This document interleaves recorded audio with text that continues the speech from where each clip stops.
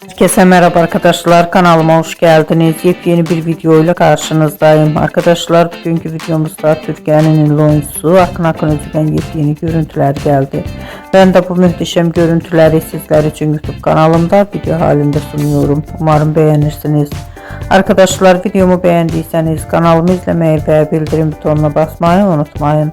Şimdilik benden bu kadar olsun. Yeni videomuzda görüşmek üzere. Hoşça kalın.